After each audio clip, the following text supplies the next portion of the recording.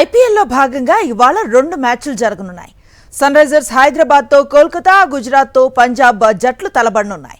హైదరాబాద్లో ఉప్పల్ స్టేడియం వేదికగా మధ్యాహ్నం 3:30 గంటలకు ఎస్ఆర్హెచ్, కేకేఆర్ జట్లు తలపడనున్నాయి.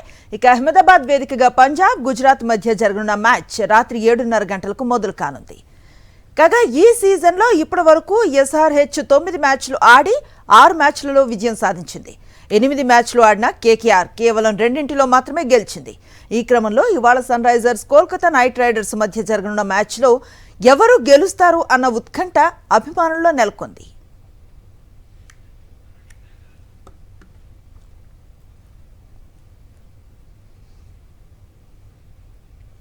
ఐపీఎల్లో భాగంగా ఇవాళ 2 మ్యాచ్లు జరగనున్నాయి. సన్ రైజర్స్ హైదరాబాద్తో కోల్కతా, గుజరాత్తో పంజాబ్ జట్లు తలపడనున్నాయి. హైదరాబాద్లో ఉప్పల్ స్టేడియం వేదికగా మధ్యాహ్నం 3:30 గంటలకు ఎస్ఆర్హెచ్, కేకేఆర్ జట్లు తలపడనున్నాయి. ఇక అహ్మదాబాద్ వేదికగా పంజాబ్, గుజరాత్ మధ్య జరగనున్న మ్యాచ్ రాత్రి 7:30 గంటలకు మొదలు కానుంది.